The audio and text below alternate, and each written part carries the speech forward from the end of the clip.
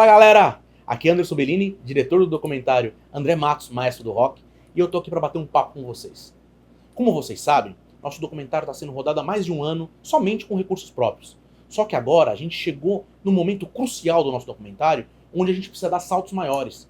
E para que esses saltos sejam dados, a gente precisa da sua ajuda. Para isso a gente criou aqui a nossa vaquinha, para que você possa contribuir com o valor que você puder. E sabe o que é legal?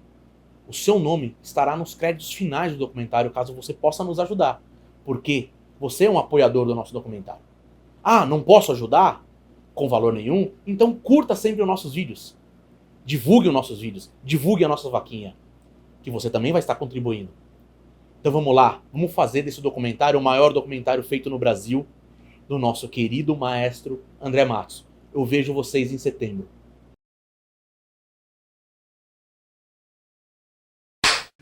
E uma outra vez, a gente foi tocar, olha só o lugar, né? Um festival chamado Forró da Lua Cheia.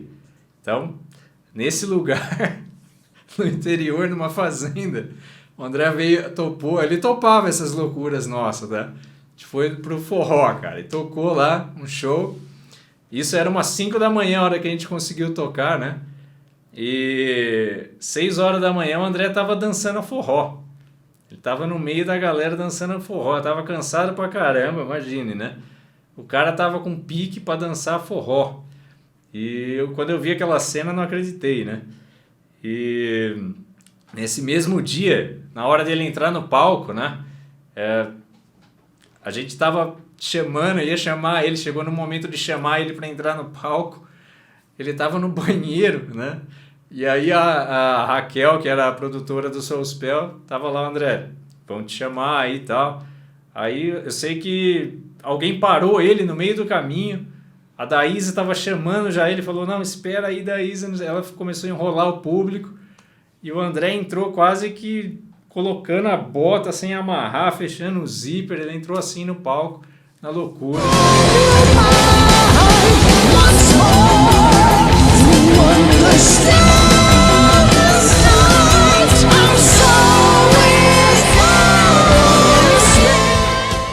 Então ele era um cara muito divertido de estar junto, né? Essa mesma viagem, essa viagem foi inacreditável. Essa do forró, aconteceu tudo que você pode imaginar, né? Ele, na viagem de volta, ele caiu, né? Ele caiu de um barranco.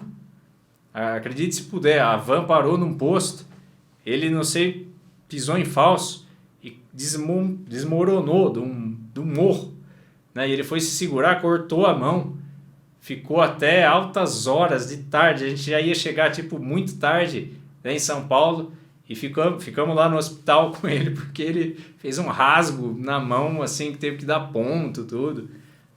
Foi um dia inacreditável, esse do Forró da Lua Cheia.